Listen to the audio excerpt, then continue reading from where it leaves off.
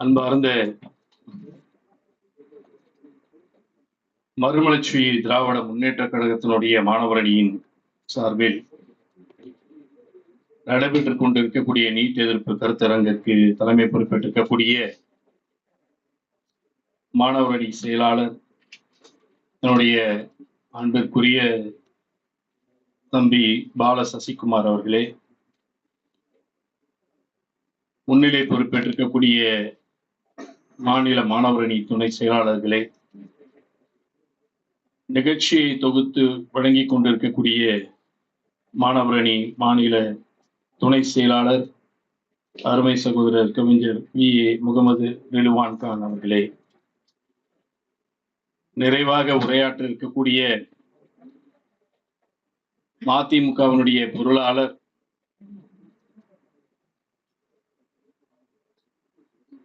மிக சிறந்த போராளிகளில் ஒருவராய் விளங்கக்கூடிய அண்ணன் மு. செந்தில் அதிபன் அவர்களே, கருத்துரை வழங்கி நிச்சயம் மோடி அரசே அதை இந்த நீட் தேர்வை அகற்றி தீரும் என்ற ஒரு நிலையினை பற்றி எடுத்துரைத்து அமர்ந்திருக்கக்கூடிய விசிகாவினுடைய துணை பொதுச் செயலாளர் சட்டப்பேரவை உறுப்பினர் மாண்புமிகு ஷானவாஸ் அவர்களே,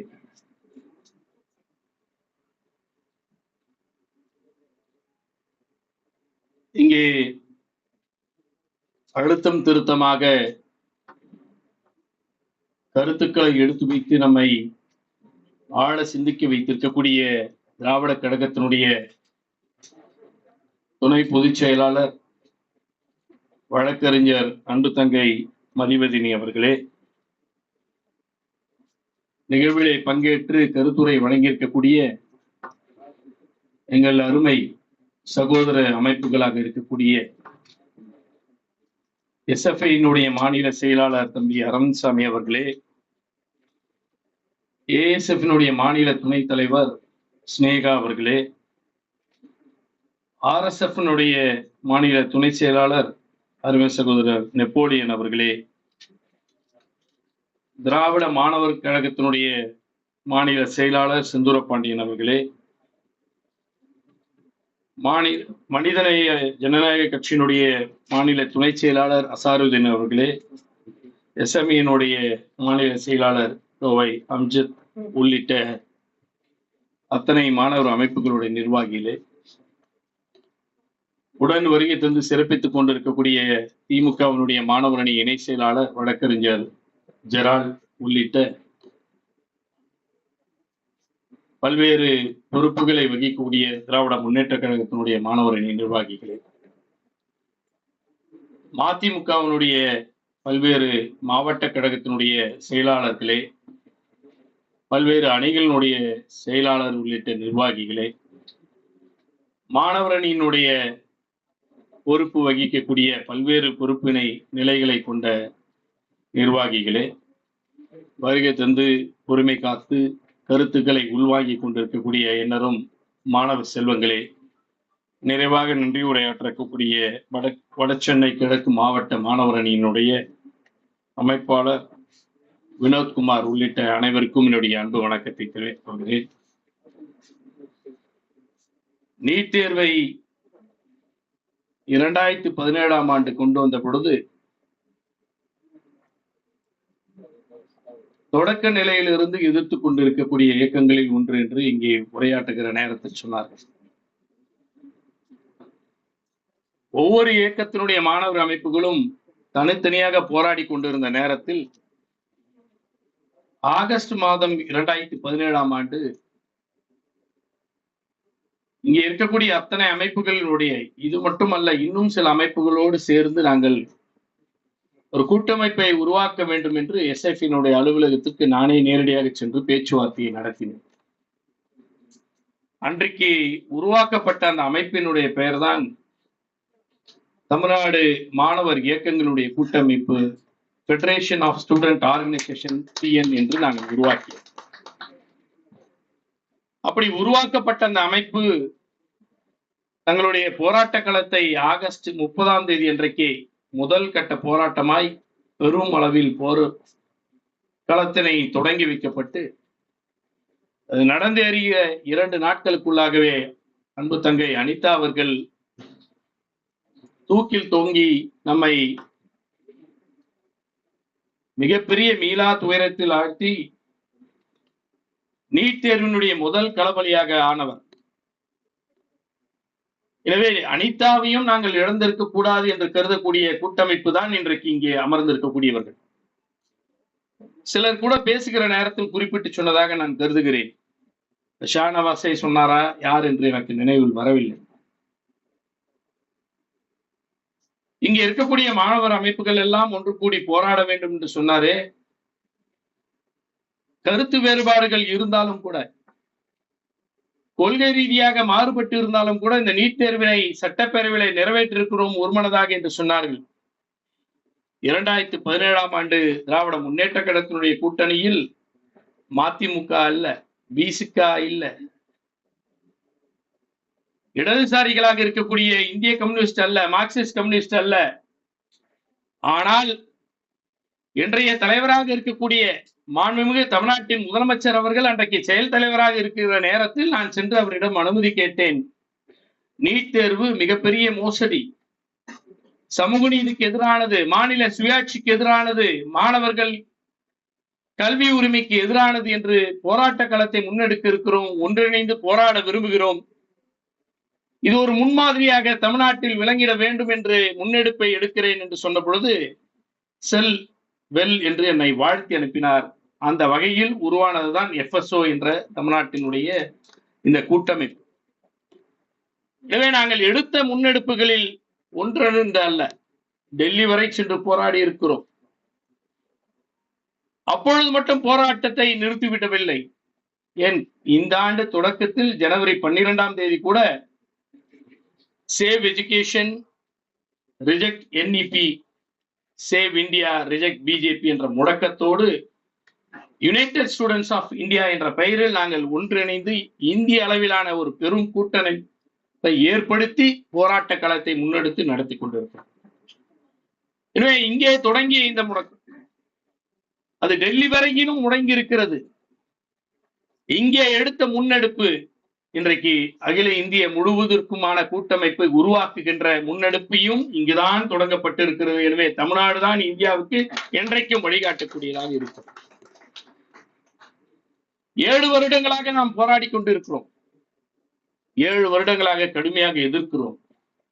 1, 2 அல்ல, பல கருத்தரங்குகள், பல போராட்ட களங்கள், பல உண்ணாவிரத போராட்டங்கள், கையெழுத்து இயக்கங்கள் என்று குடிமி இருக்கக்கூடிய அத்தனை மாணவர் அமைப்புகளும் ஒன்று கூடி செய்திருக்கிறது, தனித்தனியாக செய்திருக்கிறது என்ற ஒரு நீண்ட நெடிய போராட்ட களம் நடந்து கொண்டிருக்கிறது. 7 ஆண்டுக்குள் ஓய்வு பெற்று விடுவதற்கு இது ஒன்றும் சாதாரண போராட்ட களம் அல்ல. பல 100 ஆண்டுகளை கண்டுதான் இந்திய விடுதலை போராட்டம் கண்டு இருக்கிறது. பல ஆண்டுகள் போராட்டத்திற்கு பிறகுதான் இந்தியை தமிழ்நாட்டிற்குள் நுழைய முடியாமல் தடுக்கப்பட்டிருக்கிறது. நீட் மட்டும் என்ன பெரிய கும்பனா என்ன, அல்லது மோடி என்ன பெரிய கொம்பனா என்ன? அந்த கொம்பனையும் விழுத்த முடியும் என்பதற்கு இந்தியாவில் சாட்சியாக இருக்கக்கூடியது 40க்கு 40 வென்று இருக்கக்கூடிய மண் இந்த மண். எனவே அதை அகற்றிய தீர்வோம் என்பதில் இங்கே இருக்கக்கூடிய எந்த அமைப்புக்கும் மாறுபட்ட கருத்தல்ல. அதை தொடர்ந்து போராடி கொண்டே இருப்போம். அகற்றிய தீர்வோம் என்பதற்காக மதிமுகவினுடைய மாணவர் அணி இன்றைக்கு முன்னெடுத்திருக்கக்கூடிய இந்த கருத்தரங்கம் இது ஒரு எடுத்து வைத்திருக்கக்கூடிய இன்னொரு அடி. நாங்கள் முன்னே செல்வோம் என்பதற்கான ஒரு அடையாளமாக இருக்கக்கூடிய ஒரு கருத்தரங்கம் இது. இந்த கருத்தரங்கை இங்கே குழுப்பி மாணவர்களிடம் ஒரு கட்டுரை போட்டியும் நடத்தப்பட்டு அதன் மூலம் வெற்றி பெற்றவர்களையும் அழைத்து இங்கே அமர வைத்து மாணவர்களையும் வைத்து இங்கே பேசுகிற ஒரு கருத்தரங்கம் நடத்தி கொண்டிருக்கிறார் நம்மளுடைய சசிகுமார் அவர். தமிழ்நாடு ஏன் துடிக்கிறது, தமிழ்நாடு ஏன் பதறுகிறது, தமிழ்நாடு ஏன் போராடுகிறது, இந்தியா முழுவதும் ஏற்றுக்கொண்டது நீட் தேர்வை, தமிழ்நாடு மட்டும் ஏன் பதறுகிறது என்றெல்லாம் கேள்வி எழுப்புகிறவர்களுக்கு நான் பதில், தமிழ்நாடுதான் பதறும், தமிழ்நாடுதான் கதறும், தமிழ்நாடுதான் போராடும். ஏனென்றால் எங்களிடம் இருந்து பெறப்பட்ட உரிமைகளை நாங்கள் போராடி பெற்ற உரிமைகளை பறிக்கின்ற பொழுது நாங்கள் தான் பதறுவோம். நீட் தேர்வு என்றும் இன்றைக்கு வந்ததாக யாரும் கருதிவிடக் கூடாது. ஒரு நூற்றாண்டுக்கு முன்பாகவே நீட் தேர்வு வந்து விட்டது. வடிவம் என்றால் வேறு. நீதி கட்சி ஆட்சி வருவதற்கு முன்பாக என்ன இருந்தது? நீதி கட்சி ஆட்சி வருவதற்கு முன்பாக இந்தியாவில் எம்பிபிஎஸ் ஒருவர் படிக்க வேண்டும் என்று சொன்னால் அப்பொழுதெல்லாம் பியூசி தான் இருந்தது, +2 கிடையாது. ஆனால் பேசிக் டிகிரி பிஎஸ்சி படித்து விட்டு வந்த காலங்கள் உண்டு.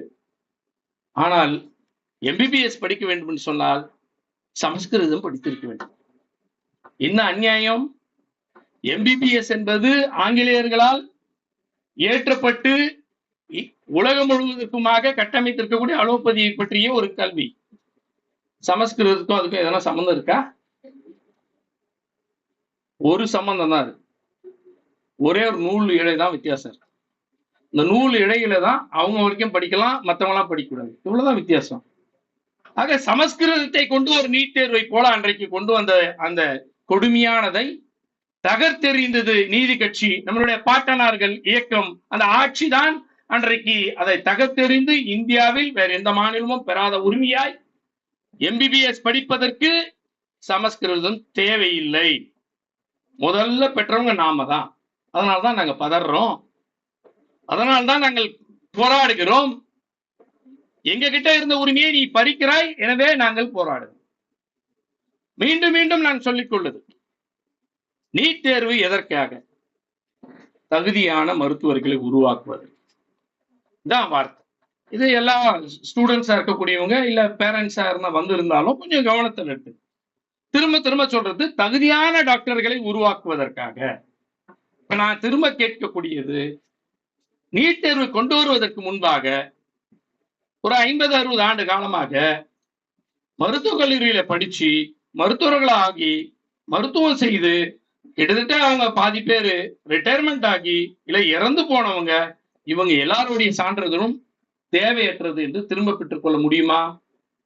அல்லது அப்படி படித்து மருத்துவம் பார்த்து உயிர் காப்பாற்றப்பட்டு உலகம் முழுவதும் வாழ்கிற இந்தியர்களை எல்லாம் காப்பாற்றி இருக்கிறார்களே, அது தவறு என்று சொல்லலாமா?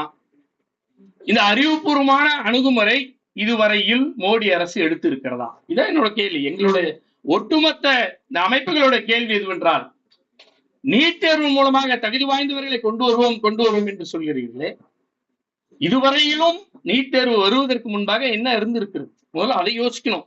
இருக்கக்கூடிய ஸ்டூடெண்ட்ஸ் குறைவாக இருந்தாலும் கூட நீங்கள் தான் ஒட்டுமொத்த உங்கள் மாணவ சமூகத்திற்கு தகவல்களாக இதை பரிமாறக்கூடியவர்களாக இருக்க வேண்டும் என்பதற்காக சொல்கிறேன்.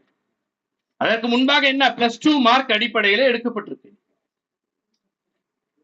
பிசிக்ஸ்ல, கெமிஸ்ட்ரியில, பாட்டனியில, ஜுவாலஜில, இந்த 4 சப்ஜெக்ட்ல என்ன மார்க் எடுத்திருக்குமோ அதை கட் ஆஃபா வைத்து தேர்வு முறையில் +2 தேர்வுல என்ன மார்க் எடுத்தாங்களோ அந்த கட் ஆஃப் வைத்து +2ல இருந்து நம்ம எம்பிபிஎஸ்க்கு கொடுத்தாங்க. இந்த நீட் தேர்வு வருவதற்கு முன்பாக என்ன நடந்தது? எங்கேயாவது எம்பிபிஎஸ் படிக்கிறதுக்கு வாய்ப்பு கிடைக்கலன்னு தற்கொலை எல்லாம் நடந்ததா? யாராவது ஒருத்தருக்கு சொல்லுங்க பாருங்க. நீட் தேர்வு வருவதற்கு முன்பாக எங்களுக்கு எம்பிபிஎஸ் படிக்கணும்னு ஆசை, எங்களுக்கு முடியல, அதனால நாங்க தற்கொலை பண்ணிக்கிறேன் அப்படின்னு யாருன்னா சொல்லி தற்கொலை பண்ணிட்டாங்களா? இல்ல. ஏன்? நான் +2 ரிசல்ட் இன்னைக்கு வரும், அன்னைக்கு மாலையோ அடுத்த நாள் காலையிலயோ எங்களுக்கு மார்க் வரும். மார்க் வந்த உடனே தெரியும். அன்னைக்கு காலகட்டத்தில் சொல்றேன், அதுக்கப்புறம் அது 600க்கா மாத்தினாங்க. நாங்க படிக்கும்போது 1200க்கா இருந்தது. அனிதா இறக்குற வரையிலும் 1200க்கு தான் இருந்தது. 195 கட் ஆஃப் அப்படின்னா அந்த நாளத்திலையும் கணக்கு வச்சு 195 கட் ஆஃப் எனக்கு வந்துருச்சுன்னா நான் இன்னைக்கு முடிவு எடுத்துப்பேன், எனக்கு மெடிக்கல் காலேஜ் உண்டு. அது ஒருவேளை 170 இருந்ததுன்னா கொஞ்சம் சந்தேகப்படுவேன்.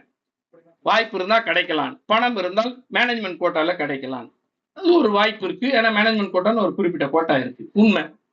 ஆனால் 156 எடுத்திருந்தா நான் என்ன பண்ணுவேன்? அன்னைக்கே முடிவு எடுத்துருவேன், நான் எம்பிபிஎஸ் கிடையாது, ஏதாவது வேறு ஒரு கோர்ஸ் படிப்பேன் அப்படின்னு போயிட போறேன். ஏன் தற்கொலை எங்களுக்கு தேவைப்படுது? ஏன் மெடிக்கல் காலேஜில் வாழ்க்கையை வாழ முடியாதா? அல்ல இன்றைக்கு தனுஷ் இறந்து விட்டான் என்று அஞ்சலி செலுத்திருக்கிறோமே, தனுஷுக்கு என்ன மெடிக்கல் காலேஜை விட்டா வேற எதுவுமே இல்லைன்னா தற்கொலை பண்ணிட்டாப்ல. கிடையாது. 2 ஆண்டுகளாய் ஒரு கூலி தொழிலாளியாக இருக்கக்கூடிய தந்தை, கூலி தொழிலாளியாக இருக்கக்கூடிய தாய் உழைத்து உழைத்து நமக்காக பணம் கட்டி நம்மை படிக்க வைக்கிறார் ஒரு கோச்சிங் சென்டரில். முடிந்த அளவிற்கு நான் முயற்சி எடுத்திருக்கிறேன். 1 வருடம் பார்த்தேன், முடியல. 2வது வருடம் பார்த்தேன், 2வது வருடத்திலும் முடியல. இன்னொரு அட்டெம்ப்ட் பாக்குறியாடா கண்ணா? ஆனா கையில இருக்கிறது ஒண்ணும் கிடையாது, காது மூக்குல இருக்கிறது எதுவும் இல்ல, தாலி இருக்கு, அதை வேணா வித்து கொடுக்குறேன்டா அப்படின்னு அந்த தாய் சொல்லுகிற பொழுது மனமுடைச்சலுக்கு ஆவான். என்னால முடிஞ்ச வரைக்கும் முயற்சி எடுத்துட்டேங்க, ஆனா இதை பெற முடியல. ஏற்கனவே என்னுடைய அப்பாவுடைய உழைப்பு, என்னுடைய அம்மாவுடைய உழைப்பு, அதனால் வந்த விளைவு எல்லாவற்றையும் இங்கே வித்து விட்டாச்சு, கோச்சிங் சென்டர்கிட்ட கொடுத்தாச்சு. இனியும் என்கிட்ட செலவு பண்ண ஒண்ணும் இல்லைன்றாங்க எங்க அம்மா. எங்க அப்பா கிட்ட ஒண்ணும் இல்லை, உழைப்பு மட்டும் தான் என்கிட்ட இருக்குன்றாரு. விரக்தியின் எல்லைக்கு செல்கிறான் தனுஷ், தற்கொலை செய்து கொள்கிறான். இந்த சைக்காலஜிக்கல் எமோஷன், இதை புரிந்து கொள்ள வேண்டும். எதனால் இது ஏற்படுகிறது என்பதை புரிந்து கொள்ள வேண்டும். அப்ப நீட் தேர்வு என்பது தகுதியானவர்களை கொண்டு வருகிறதா? அடுத்த கேள்வி. யாரோ இங்க சொன்னாங்க, குறிப்பிட்டு சொன்னது போல 180 கேள்விகளுக்கு என்று சொன்னார்கள். நம்மளுடைய அரவிந்த் சாமி தான் நினைக்கிறேன் சொன்னாப்ல. 4 சப்ஜெக்டா பிரிக்கிறாங்க, நல்லா கவனிச்சிங்க. இதெல்லாம் நீங்க கேள்விகள் சமூகத்தோடு பேச வேண்டும் என்பதற்காக. பிசிக்ஸ்ல ஒரு 45 கேள்வி, கெமிஸ்ட்ரியில ஒரு 45, பாட்டனில ஒரு 45, ஜுவாலஜில 45. இந்த அத்தனையிலும் மார்க் 4 மார்க் எடுத்தீங்கன்னா 720 மார்க். ஓகே, ரொம்ப மகிழ்ச்சி. ஆனா என்ன நடக்குது?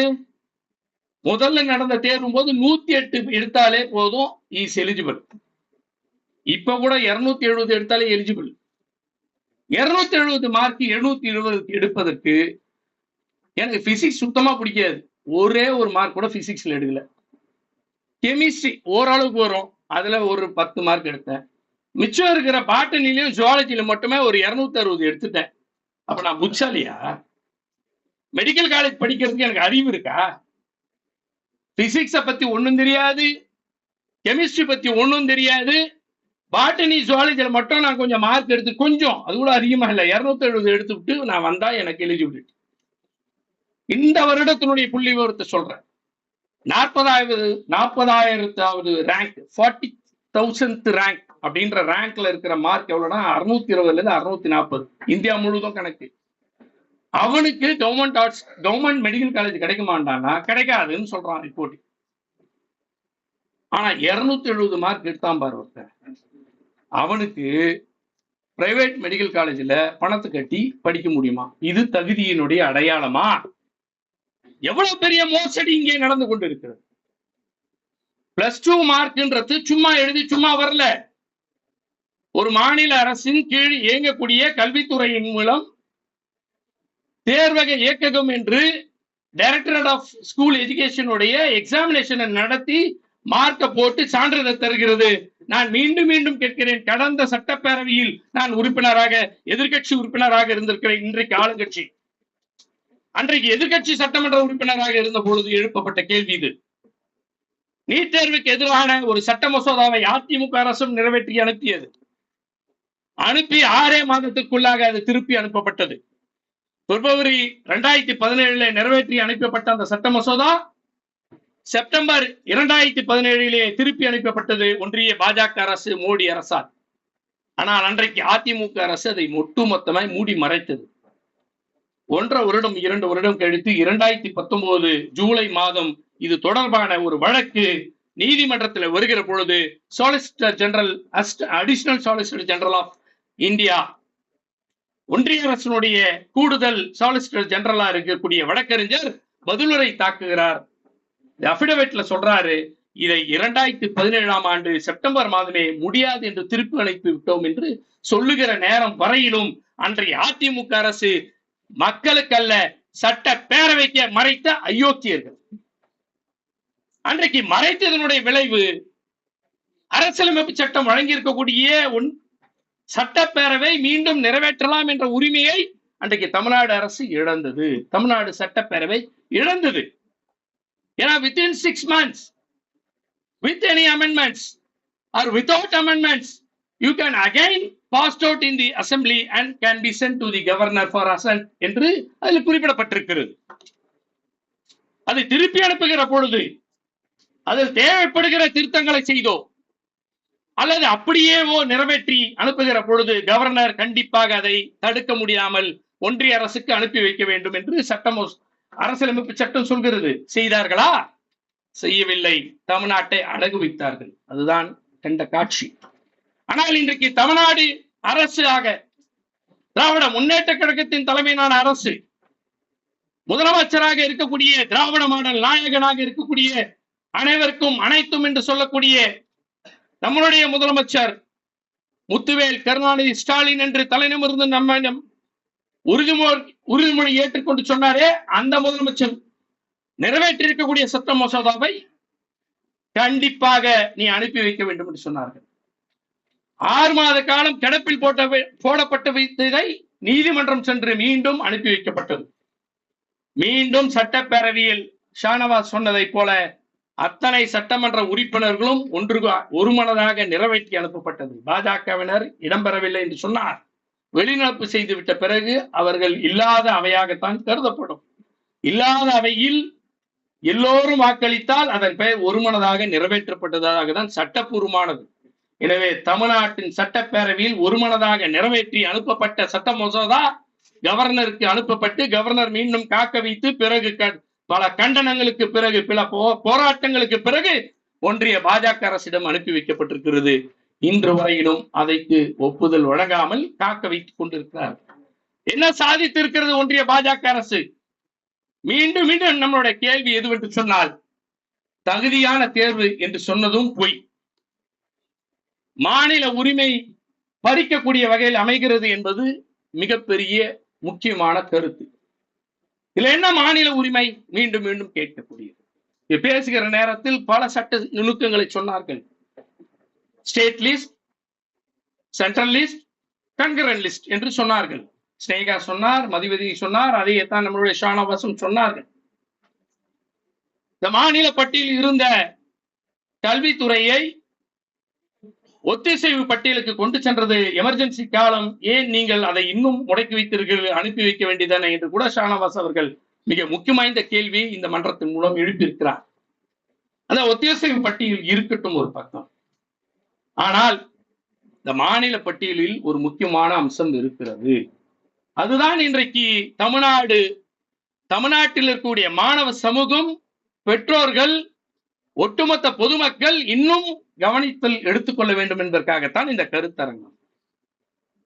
இந்த மாநில பட்டியல் என்று இருக்கக்கூடிய பட்டியலில் விவரங்களில் என்ன சொல்கிறது சொன்னால், கல்வித்துறை பொதுப்பட்டியல் இருக்கிறது என்று சொன்னாலும் கூட பல்கலைக்கழகங்களை நிர்வகிக்கக்கூடிய உருவாக்கக்கூடிய அதிகாரம் அந்த மாநில சட்டப்பேரவைக்கு உண்டு, அந்த அரசுக்கு தான் உண்டு.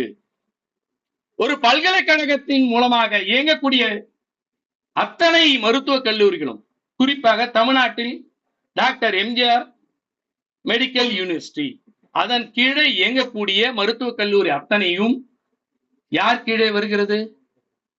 அந்த பல்கலைக்கழகத்தின் கீழே வருகிறது. பல்கலைக்கழகம் யாரால் ஏற்றப்படுகிறது? தமிழ்நாடு சட்டப்பேரவையில் சட்டமாக ஏற்றப்பட்டு அதன் மூலம் நிர்வகிக்கப்படுகிறது. யாருடைய நிதி ஆதாரத்தால் அது நிர்வகிக்கப்படுகிறது? தமிழ்நாட்டு மக்களுடைய வரி பணத்தால், தமிழ்நாடு அரசின் நிதி ஆதாரத்தை கொண்டு ஒதுக்கீடின் அடிப்படையில் நிர்வகிக்கப்படுகிறது. அந்த பல்கலைக்கழகம் நடத்துகின்ற தேர்வு, அந்த பல்கலைக்கழகம் தருகின்ற பட்டங்கள், இது எல்லாம் மாநில அரசுக்கு சொந்தமானது. மருத்துவ கல்லூரிகளுக்கான கட்டமைப்புகள் மாநில அரசுக்கு சொந்தமானது. ஒவ்வொரு ஆண்டும் அதை நிர்வகிக்கக்கூடிய செலவினம் மாநில அரசுக்கு சொந்தமானது. படிக்கின்ற மாணவர்களுக்கு 16,000 ரூபாய் வரையிலும் மட்டுமே மருத்துவ கல்விக்கான கட்டணமாக பெறப்படுகிறது. பல லட்சம் ரூபாய் ஆகக்கூடியதை தமிழ்நாடு மக்களுக்கு உழைக்க வேண்டும் என்பதற்காக தமிழ்நாடு அரசு தமிழ்நாடு மக்களுடைய வரிப்பணத்தை வாரி கொடுத்து வெறும் 16,000 ரூபாயில் ஒரு மருத்துவ படிப்பை படிக்க முடியும் என்று ஆண்டுக்கான கட்டணத்தை செலுத்துவது நம்மளுடைய அரசு. தமிழ்நாட்டின் மக்களினுடைய வரி பணம் எங்கிருந்து வந்தது? ஒன்றிய அரசினுடைய பங்களிப்பு. எங்க இருந்து வந்தது அவர்களுக்கான கேள்வி? எங்கிருந்து வந்தது அவர்களுக்கான உரிமை? எந்த வகையில் தமிழ்நாட்டினுடைய மருத்துவ கட்டமைப்பை, தமிழ்நாட்டினுடைய மருத்துவர் ஆகக்கூடியவர்களுடைய கனவுகளை எங்கே இருந்து தடுக்கக்கூடிய உங்கள் கரங்கள் இங்கே வருகிறது? அதுதான் இங்க கேள்வி. கிராமத்துல இருக்கக்கூடிய ஒருத்தர் கோச்சிங் சென்டர் போக முடியுமா? ஏன் கிராமம் வரைக்கும்? காஞ்சிபுரம் என் ஊர்ல இருக்கவனுக்கே இங்க சென்னையில வந்து தங்கிட்டு போறதுக்கு செலவாகுது. இங்க மிகப்பெரிய கமர்ஷியலைசேஷன் நடக்கிறது என்று சொன்னார்களே, வணிகமயமாதல்.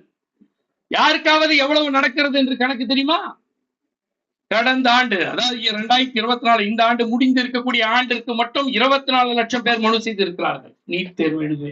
இந்தியா முழுவதும் 24 லட்சத்து பேரில் 22 லட்சம் பேர் தேர்வு எழுதியிருக்கிறார்கள். 22 லட்சம் பேரில் தேர்வு எழுதியிருக்கிறவர்களில் ஒரு 10 லட்சம் பேர் கோச்சிங் சென்டர் போயிருப்பாங்கன்னு கணக்கு எடுத்து. 10 லட்சம் பேர். ஒருவர் ஒரு ஆவரேஜ், ஒரு சராசரிக்கு சொல்கிறேன், ஒரு இன்ஸ்டிடியூட்ல 5 லட்சம் வாங்குவான், 2 லட்சமா வாங்குவான், 3 லட்சமா வாங்குவான்.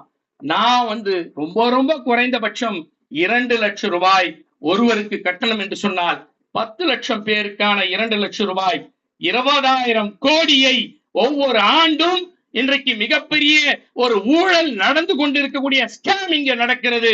அதில் மோடி அரசுக்கு பெரும் பங்களிப்பு இருக்கிறது. அதற்கு துணையாக NTA என்று சொல்லக்கூடிய நேஷனல் டெஸ்டிங் ஏஜென்சி விளங்குகிறது.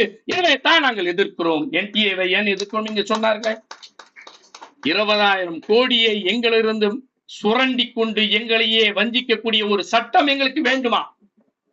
அதைத்தான் இன்றைக்கு தமிழ்நாட்டில் இருக்கக்கூடிய முற்போக்கு சிந்தனை கொண்ட அத்தனை இயக்கங்களும் ஒன்று கூடி எதிர்த்துக் கொண்டிருக்கிறோம். மதிமுக தன்னுடைய மாணவர் அணியின் சார்பாக பெரும் கருத்தரங்கம் நடத்தப்படுகிறது. கட்டுரை போட்டிகள் மூலமாக மாணவர்களிடம் விழிப்புணர்வை ஏற்படுத்துகிறது.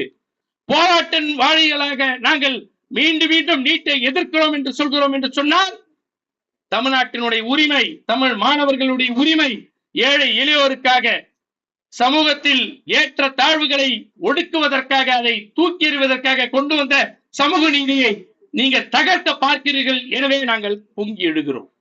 எங்கள் உரிமையை விட்டுக் கொடுக்க மாட்டோம் என்று சொல்கிறோம்.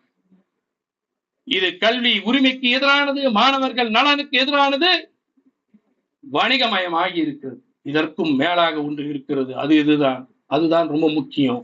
ஹெல்த் செக்டார், ஒரு மாநிலத்தினுடைய மருத்துவ கட்டமைப்பு. மருத்துவ கட்டமைப்பு என்பது என்ன? குஜராத்தில் இருக்கிறவருக்கு தெரியாது. மோடி குஜராத்தில் இருந்திருக்கிறார், அவருக்கு என்ன தெரியும்? மகாராஷ்டிராவுக்கு தெரியுமா? எனக்கு தெரியாது. யூபி பெரிய மாநிலம் இந்தியாவிலேயே, அதற்கு இதுவரையிலும் மருத்துவக் கல்லூரியினுடைய எண்ணிக்கை குறைவாக இருக்கிறது என்று போராடி கொண்டிருக்கிறார்கள் கட்டுவதற்காக. இந்தியாவிலேயே அதிகமான அரசு மருத்துவக் கல்லூரி உள்ள மாநிலம் தமிழ்நாடு, கர்நாடகா. அதற்கு பிறகுதான் மகாராஷ்டிராவே வருகிறது. தனியார் கல்லூரியோடு இணைத்து பார்ப்போமே ஆனால் நாம் இன்னும் கூடுதலாக வர வேண்டுமானால் கர்நாடகாவிலும் மகாராஷ்டிராவிலும் தனியார் கல்லூரிகளும் அதிகமாக இருக்கிற காரணத்தினால் நாம் 2வது அல்லது 3வது இடத்தில் இருக்கிறோம். ஆக மொத்தத்தில் நாம் ஒரு டாப் 1 and 2 என்று சொல்லக்கூடிய அளவிற்கு மருத்துவக் கல்லூரி கட்டமைப்பு இருக்கக்கூடிய மாநிலம். ஆனால் யூபியில் அப்படி இல்லை. இப்பொழுதுதான் கட்ட தொடங்கி இருக்கிறார்கள். அதற்கான கட்டமைப்புகளுக்கான வழிகளை நிதிகளாக வழங்கி கொண்டிருக்கிறார்கள். ஆனால் நான் என்ன கேட்க வருகிறேன் என்று சொன்னால், இந்த மருத்துவ கட்டமைப்பு என்பது என்ன? PHC கேள்விப்பட்டிருக்கீங்களா? Public health centre, primary health centre, ஆரம்ப சுகாதார நிலையம். யார் கொண்டு வந்தது? முத்தமிழஞ்சர் கலைஞர் அவர்கள் தமிழ்நாடு முழுவதும் கட்டமைத்து தந்திருக்கிறார் பாருங்கள். அதுதான் இன்றைக்கு தமிழ்நாட்டில் நோய்க்கான எதிராக மக்கள் நலத்திற்கான ஒரு மிகப்பெரிய கட்டமைப்பை இந்தியாவில் வேற எந்த மாநிலமும் பார்க்காத அளவிற்கு கட்டமைக்கப்பட்டிருக்கிறது சொன்னால், அதிக அளவில் ஆரம்ப சுகாதார நிலையங்கள், துணை சுகாதார நிலையங்கள், தாலுகா அளவிலான மருத்துவமனை, மாவட்ட தலைமை மருத்துவமனை, மருத்துவக் கல்லூரி மருத்துவமனை என்று விரிவாக்கம் செய்யப்பட்டு இன்றைக்கு இந்த அளவிற்கான கட்டமைப்பை கொண்டிருக்கக்கூடிய ஒரே மாநிலம் இந்தியாவில் வேறு எதுவும் இல்லை. 8 கோடி பேர் வாழக்கூடிய மாநிலம் தான். ஆனா அரசினுடைய மருத்துவ கட்டமைப்பு மட்டும் எத்தனை இருக்கிறது சொன்னால் 60,000 படுக்கைகள் கொண்டு இருக்கக்கூடிய ஒரு மாநிலம். இங்கே மட்டும் அரசு மருத்துவர்கள் மட்டும் 19,000 பேர். இங்கே இருக்கக்கூடிய மருத்துவ கட்டமைப்பு ஒரு சராசரி இந்தியனுக்கு 1200 பேருக்கு ஒரு மருத்துவர். ஒரு இந்தியாவில் இருக்கக்கூடிய எந்த ஒரு மாநிலத்திலும் கணக்கெடுத்து பார்க்கிற பொழுது அது சராசரி 1200 பேருக்கு ஒருவர் மருத்துவராக இருக்கிறார். தமிழ்நாட்டில் 480 பேருக்கு ஒருவர் இருக்கிறார். ஏன் மோடிக்கு பொறாமை வராது? ஏன் பொச்சரிப்பு வராது? தமிழ்நாடு முன்னேறிய மாநிலமாக இருக்கிறது என்ற பொச்சரிப்பு. ஏனென்றால் தமிழ்நாட்டில் அப்படி ஒரு கட்டமைப்பு. ஆரம்ப சுகாதார நிலையத்தில் பணிபுரியக்கூடிய டாக்டர்கள் யார் என்று சொன்னால் சென்னையில் இருக்கக்கூடியவர்கள் யாரும் வந்து விடவில்லை. எங்கள் ஊருக்கெல்லாம் ஏதோ ஊர்ல இருப்பான். ஒரு சின்ன கிராமத்துல இருந்து கஷ்டப்பட்டு படிக்க வச்ச ஒருத்தர் தான் சென்னையில வந்து சென்னை மெடிக்கல் காலேஜ்லயோ அல்லது கீழ்ப்பாக்கம் மெடிக்கல் கல்லூரியிலயோ ஸ்டான்லியிலயோ ஏதோ ஒரு மருத்துவக் கல்லூரியில படிச்சுட்டு வந்துட்டு ஒரு கிராமத்துக்கு செல்வான். அங்க போய் சொல்லுவான், நான் என் ஊரு இதை விட மோசமா இருக்கு, இந்த ஊர்ல நான் பணிபுரிவது எனக்கு பெருமை, நான் செய்கிற கடமையாக கருதி இந்த ஆரம்ப சுகாதார நிலையத்தில் நான் பணிபுரிய வந்திருக்கிறேன் என்று அந்த கட்டமைப்பை உருவாக்கியது இந்த திராவிட இயக்கத்தினுடைய ஆட்சி முறை. இன்னொரு கூடுதல் அதில் என்னவென்று சொன்னால், நீ எம்டி படிக்க வேண்டுமா, எம்எஸ் படிக்க வேண்டும் என்று சொன்னால், ஒரு தனி எம்பிபிஎஸ் படித்தவன் மேல் படிப்பு படிக்க வேண்டும் என்று சொன்னால் அவனுக்கு இடஒதுக்கீட்டில் இந்த சலுகைகள் கிடையாது. கூடுதல் இடஒதுக்கீட்டில் ஒரு கூடுதல் சலுகை கலைஞர் அவர்கள் வழங்கியது எதுவென்று சொன்னால், ஆரம்ப சுகாதார நிலையத்தில் கிராமத்தில் நின்று நீ பணிபுரிவாயா என்றால் உனக்கு தனி இடஒதுக்கீட்டை தருவேன் என்று சொல்லி அதை வழங்கி அந்த கட்டமைப்பின் மூலமாக எங்கள் கிராமங்களில் மக்களுக்கு வழங்கப்படுகிறது மருத்துவம். இந்த கட்டமைப்பை சிதைப்பதற்காகத்தான் இதற்கு யார் வருகிறார்கள்? தமிழ்நாட்டை சேர்ந்த மாணவர்களுக்கே வாய்ப்பு கிடைக்க மாட்டது. தமிழ்நாட்டில் இருக்கக்கூடிய ஏழை எளிய மாணவர்களுக்கு வாய்ப்பு கிடைக்கவில்லை. தமிழ்நாட்டில் இருக்கக்கூடிய கிராமப்புற மாணவர்களுக்கு வாய்ப்புகள் கிடைக்கப்படவில்லை. அப்ப பணக்காரர்களுக்கு மட்டுமே இந்த கல்வி என்கிற பொழுது யாரும் இனி ஆரம்ப சுகாதார நிலையமாக இருக்கக்கூடிய குக்கிராமத்திற்கு சென்று பணிபுரிவதற்கு வர தயாராக இல்லை. எனவே தமிழ்நாட்டினுடைய மருத்துவ கட்டமைப்பை சிதைக்க பார்க்கக்கூடிய எந்த ஒரு திட்டமும் எந்த ஒரு தேர்வும் எங்களுக்கு தேவையில்லை. எங்கள் கட்டமைப்பு, எங்கள் மக்கள், எங்கள் வரிப்பணம், எங்களுடைய ஆட்சி, இது எல்லோருக்கும் எல்லாம் தருகிற திராவிட மாடல் ஆட்சி. இதை தருவதற்காகத்தான் இந்த கட்டமைப்புகள் என்று நாங்கள் போராடி கொண்டிருக்கிறோம். உதயநிதி ஸ்டாலின் அவர்கள் ஏதோ ரகசியம் இருப்பதாக சொன்னார்கள். ரகசியத்தை வெளியே கொண்டு வருவாரா என்று எடப்பாடி பழனிசாமி அவர்கள் கேட்கிறார். எடப்பாடி பழனிசாமி அவர்களே, முதுகெலும்பு இல்லாமல் நீங்கள் தாரை வார்த்த உரிமைகளை எல்லாம் நாங்கள் மீட்டெடுப்பதற்காக இங்கே குடிமிருக்கக்கூடியவர்கள் எல்லாம் போராடி கொண்டிருக்கிறோம். உங்களுக்கு அந்த கேள்வி கேட்க ஒரு அருகதியும் இல்லை. கேட்பதற்கு பாஜகவுக்கு கூட உரிமை உண்டு. எடப்பாடி பழனிசாமியே, உங்களுக்கு உரிமையே கிடையாது. கடந்த முறை எங்கள் உரிமையை எல்லாம் தாரை வார்த்தவர்கள் நீங்கள். உதயநிதி ஸ்டாலினுக்கு என்ன ரகசியம் இருக்கிறது என்று கேட்கிறார். ஒரு ரகசியம் இல்ல. நான் கேட்கிறேன், ஜல்லிக்கட்டு போராட்டம் எப்படி வந்தது? ஜல்லிக்கட்டு என்பது நடந்து கொண்டிருந்ததை 2017ஆம் ஆண்டு ஒரு சட்டத்தை கொண்டு வந்து prevention of cruelty to the animals என்று சொல்லி அவர்கள் தடுக்கப்பட்டார்களே. அன்றைக்கு நமக்கெல்லாம் ஜல்லிக்கட்டு நடத்துவதற்கு இல்லை என்று மறுக்கப்பட்டதே. அதை மீண்டும் பெற முடிந்ததை எப்படி முடிந்தது? எப்படி என்று சொன்னால், மக்கள் எழுச்சியோடு, இளைஞர்கள் எழுச்சியோடு, மாணவர்கள் போராட்ட களம் கண்டதன் விளைவாக, தமிழ்நாடு முழுவதும் அந்த எழுச்சி கண்டதன் விளைவாக காலை அடக்குகின்ற அந்த போர்க்களத்திற்கான ஒரு உரிமையை பெறுவதற்காக கன்கரண்ட் லிஸ்ட் என்று சொல்லக்கூடிய ஒத்திசைவு பட்டியலில் அது வருகிறது என்ற காரணத்தினால் தமிழ்நாட்டின் சட்டப்பேரவையில் மீண்டும் ஒருமனதாக நிறைவேற்றி தந்ததன் விளைவாக 2 நாட்களில் காலை அடக்குகின்ற போர்க்களத்திற்கு மட்டும் ஒப்புதல் மோடி அரசால் தர முடிகிறது என்று சொன்னால், நீட் தேர்வு தமிழ்நாட்டிற்கு வேண்டாம், அநீதி, இது சமூக நீதிக்கு எதிரானது, மாநில உரிமைக்கு எதிரானது, இது மாநிலத்தினுடைய அரசியலமைப்புக்கு எதிரானது, மாநிலத்தின் மருத்துவ கட்டமைப்புக்கு எதிரானது என்று நாங்கள் போராடுகிற நேரத்தில் 2 நாட்களில் ஒப்புதல் தருவதற்கு மோடி அரசு ஏன் வரலை? ஏன் வரக்கூடாது? ஏனென்றால் ஏழைகள் மருத்துவர் ஆகக்கூடாது, ஒடுக்கப்பட்ட மக்கள் மருத்துவர்கள் ஆகக்கூடாது. காலகாலமாய் இந்த திராவிட இயக்கங்கள் போராடி பெற்ற உரிமைகளை பறிப்பதற்கான ஒரு வழிகாட்டுதல். ஏற்கனவே பேசுகிறவர்கள் சொன்னார்களே, நீட் தேர்வு என்பது ஒரு சின்ன குட்டியை விட்டுட்டு ஆழம் பார்க்கறதுன்னு அப்படி விட்டுருக்குன்னு நினைக்கும். இருக்கக்கூடியவர்கள் மருத்துவ மாணவர்களாக இல்லாமல் போகலாம். BSc, BA, BCom LLB, BSc agri, BE, இப்படி எத்தனை படிப்புனாலும் நீங்கள் படித்துக் கொண்டு இருக்கக்கூடியவர்களாக இருக்கலாம். ஆனால் நினைவில் வைத்துக் கொள்ளுங்கள், நேஷனல் எஜுகேஷன் பாலிசி 2020 என்று சொல்லக்கூடிய தேசிய கல்விக் கொள்கை இனி வரும் காலங்களில் இந்த படிப்புக்கும் தேசிய அளவில் ஒரு நுழைவுத் தேர்வை கொண்டு வரப் போகிறேன் என்பதுதான் அதனுடைய மிகப்பெரிய மோசமான அக்டோபர் சட்டமாக அது திட்டம் இருக்கிறது என்பதை மறந்து விடாதீர்கள். ஒரு நீட் தேர்வு, ஒரு மருத்துவர் ஆவணத்துக்காக எனக்கு போராட்டம். யாரோ ஒருத்தனுடைய மருத்துவ கனவுக்காக நான் ஏன் போராட வேண்டும்? யாரோ ஒருத்தருக்கு மருத்துவர் எம்பிபிஎஸ் படிக்க வேண்டிய உரிமை போய்விட்டது என்று சொன்னால், நான் படிக்கிற பிஎஸ்சி எனக்கு எந்த பாதிப்பும் இல்லை, நான் படிக்கக்கூடிய பிகாமுக்கு எந்த பாதிப்பும் இல்லை, நான் படிக்கிற பிஎல்க்கு எந்த பாதிப்பும் இல்லை, நான் படிக்கிற பிஇக்கு எந்த பாதிப்பும் இல்லை, நான் படிக்கிற பிஎஸ்சி அக்ரிக்கு எந்த பாதிப்பும் இல்லை என்று நீங்கள் நினைப்பீர்கள் என்றால், இத்தனை படிப்புக்கும் பாதிப்பு வருவதற்கு தயாராக இருக்கிறது நேஷனல் எஜுகேஷன் பாலிசி. மாணவ சமூகம் விழித்தெழிய வேண்டும், பெற்றோர்கள் அதற்கு ஆதரவு தர வேண்டும், பொதுமக்கள் பேராதரவு தர வேண்டும், போராட்ட களத்திற்கு வீதிக்கு வர வேண்டும். நாங்கள் இயக்கத்தை கொண்டிருக்கக்கூடியவர்கள் உங்களுக்காக போராடி கொண்டிருக்கிறோம். சொன்னார்களே, அங்கே பெற்றோர்கள் போராடுகிறார்கள், மாணவர்கள் போராடுகிறார்கள்.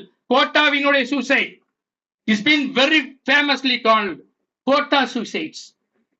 இங்கே 22 பேர் 23 பேர் தனுஷோடு சேர்ந்து இறந்திருப்பதற்கு நாம் போராடி கொண்டிருக்கிறோம். கோட்டா என்ற மாநகரம் ராஜஸ்தானில் இருக்கக்கூடியதில் 100 பேரை பலி கொண்டிருக்கிறது. அந்த 100 பேருக்கே அங்கே பொங்கியடியவில்லை. ஏனென்று சொன்னால் அவர்களுக்கு சூடு சொரணை இல்லை. இது தந்தை பெரியார் தந்திருக்கக்கூடிய சுயமரியாதை உணர்வு கொண்டிருக்க மண். இந்த மண்ணிலே எங்களுக்கான உரிமைகள் பறிக்கப்படும் என்று சொன்னால் வீதிக்கு வந்து போராடுவதற்கு எல்லோரும் தயார். சபரிமலைக்கு போறவங்க கூட மாலையை போட்டுட்டு காலையில எழுந்து குளிச்சுட்டு சபரிமலைக்கு ஐயப்பான்னு பாடிட்டு அப்படி வெளில வரும்போது பெரியாரோட படத்தை பார்த்தனா ஐயா வணக்கம்னு சொல்லிட்டு போற மண்ணிடா இது. அண்ணாமலைக்கும் முருகனுக்கும் அல்லது அமித்ஷாவுக்கும் மோடிக்கும் இந்த மண்ணை பத்தி புரியாது. ஏனென்றால் கோயிலுக்கு போக வேண்டாம் என்று சொன்னது பெரியார். கோயிலுக்கு போக வேண்டும் என்று சொன்னால் நீ போ உள்ளே நான் இருக்கிறேன் என்று கையை பிடித்து அழைத்து சென்றவரும் தந்தை பெரியார். இந்த மண்ணில் தான் எல்லாருக்கும் எல்லா உரிமையும் பெற்றுத்தர முடியும் என்பதை நிரூபித்து காட்டியிருக்கக்கூடிய இயக்கங்கள் திராவிட இயக்கமும் பொது உடைமை சிந்தனையும் இங்கு ஒன்று கூடி உட்கார்ந்து இருக்கிறோம் என்று சொன்னால் நாங்கள் விட்டு விடுவோமா? மோடி நீ என்ன ஏமாத்திரம்? இங்கே சொன்னார்களே, எங்களை அடக்குமுறைக்கு ஆளாக்கியவர்கள், நெருக்கடி நிலைக்கு தள்ளியவர்கள், இந்தியாவை திணிப்பேன் என்று சொன்னவர்கள், குலக்கல்வியை கொண்டு வந்தே தீர்வேன் என்று சொன்னவர்களை எல்லாம் இன்றைக்கு எங்களோடு அரவணைத்துக் கொண்டு செல்கிறோமே என்று சொன்னார்களே, அரவணைத்து செல்வதற்கு காரணம் உண்டு. They are revisiting and rethinking about the linguistic right, federalism right, state rights, financial right of the state என்று சொல்லக்கூடிய அளவிற்கு இன்றைக்கு காங்கிரஸ் இயக்கம் மாறி இருக்கிறது. அவர்கள் மீண்டும் சிந்திக்க தொடங்கி இருக்கிறார்கள். மாநில உரிமை என்றால் என்ன? மொழி உரிமை என்றால் என்ன? கூட்டாட்சி தத்துவம் என்றால் என்ன? இந்த அரசியலமைப்பு சட்டம் தந்திருக்கக்கூடிய உரிமைகள் எல்லாம் என்ன? சட்டப்பேரவைக்கு உள்ள உரிமையை போலவே மாநிலத்தின் உரிமை நாடாளுமன்றத்துக்கு இருக்கக்கூடியதை போல சட்டமன்றத்திற்கும் சட்டமேற்றக்கூடிய உரிமை இருக்கிறது. This is not a municipality under a parliament. இது ஒரு மாநில அரசு. இந்த மாநில அரசுக்கான உரிமைகள், சட்டமேற்றுகின்ற உரிமை, வரி விதிக்கக்கூடிய உரிமை, மக்களுக்கு நாங்கள் எல்லாவற்றையும் வாரி வழங்கி அதை காப்பாற்றுகின்ற உரிமை. நாங்கள் நெருக்கமாக மக்களோடு இருக்கக்கூடியவர்கள். அதனால்தான் 1000 ரூபாய் மகளிருக்கு உரிமை தொகை என்று தருகிறோம். நாங்கள் மாணவர்களோடு நெருக்கமாக இருக்கிறோம். அதனால்தான் புதுமை பெண் திட்டம் என்று 1000 ரூபாய் மாதம் தருகிறோம். நாங்கள் மாணவர்களுக்கு தருகிறோம் தமிழ் புதல்வன் திட்டம் என்று 1000 ரூபாய். பெற்றோரிடமும் மாணவர்களிடமும் நெருக்கமாகவும் அக்கறையோடு இருப்பத காரணத்தினால்தான் காலை சிற்றுண்டி திட்டத்தை தருகிறோம். மாணவர்களை உயர்த்த வேண்டும், இளைஞர்களை வேலையில்லா திட்டத்திலிருந்து போக்கிட வேண்டும், அவர்களை தொழில் முனைவராய் மாற்ற வேண்டும், தொழிற்சாலைக்கு வேண்டியவர்களை உருவாக்க வேண்டும், அவர்கள் திறனை உருவாக்க வேண்டும் என்பதற்காக நான் முதல்வன் திட்டத்தை கொண்டு வந்திருக்கிறோம் என்று சொன்னால், இதுதான் மாநில சுயாட்சி, மாநிலத்தின் உரிமை, மாநிலத்தை ஆளுகின்ற அரசனுடைய அழகு. எனவே நாங்கள் மீண்டும் மீண்டும் சொல்லிக் கொள்வதை எல்லாம் இன்றைக்கு இங்கே குடிமி இருக்கக்கூடியவர்கள் ஏதோ நூற்றுக்கணக்கானவர்கள், சில நூறு என்று நான் கருதிட மாட்டேன். இந்த நூற்றுக்கணக்கானவர்கள் தான் தமிழ்நாட்டின் மூலை முடுக்குகள் எல்லாம் சென்று அவர்கள் இந்த நீட் தேர்வு எதிர்ப்புக்கான ஒரு போர்க்களத்தை மீண்டும் சங்கொலி எழுப்பக்கூடியவர். இங்கே இருக்கக்கூடிய ஒவ்வொருவரும் சங்கொலியில் எழுதுகின்றவது எல்லாம் இந்த இயக்கத்தினுடைய தலைமை பொறுப்பேற்றிருக்கக்கூடிய திரு வைகோ அவர்களுடைய வழியில் இந்த இயக்கத்தை அடுத்த தலைமுறைக்கு கொண்டு செல்வதற்காக உழைத்துக் கொண்டிருக்கக்கூடிய நாடாளுமன்ற உறுப்பினர் முதன்மை செயலாளராக இருக்கக்கூடிய துரை வைகோவனுடைய வழியில் இருக்கக்கூடியவர்களுக்கு நான் அன்பு வேண்டுகோள் விடுக்கக்கூடியது எது என்று சொன்னார், உங்கள் தலைவர்கள் எதை நோக்கி செல்கிறார்கள், என்ன விரல் நீட்டி காட்டுகிறார்கள், அந்த திசை நோக்கி செல்லுங்கள். இந்த விதையினை தமிழ்நாட்டின் மூலை முடுக்கெல்லாம் விதைப்போம். நீட் தேர்வை மட்டுமல்ல, டியூட் தேர்வு மட்டுமல்ல, எந்த நுழைவுத் தேர்வும் தமிழ்நாட்டில் நுழைய விடாமல் தடுப்போம். மாணவர்கள் உரிமையை காப்போம். இந்த மருத்துவ கட்டமைப்பை நாம் மீட்டெடுப்போம். மாநில உரிமையை என்றென்றைக்கும் மீட்டெடுக்கும் மாபெரும் போர்க்களத்தில் ஒன்று கூடி கைகூட்டி நாம் போர்க்களத்தில் வென்று காட்டுவோம் என்று சொல்லி இந்த நீட் எதிர்ப்பு கருத்தரங்கம் வெல்லட்டும் வெல்லட்டும். இதை முன்னெடுத்த என் அருமை தம்பி சசிகுமார் உள்ளிட்ட மாநில நிர்வாகத்திற்கும் அந்த மாணவர் அணிக்கும் என் பாராட்டுக்கள் வாழ்த்துக்கள் என்று சொல்லி விடைபெறுகிறேன். நன்றி, வணக்கம்.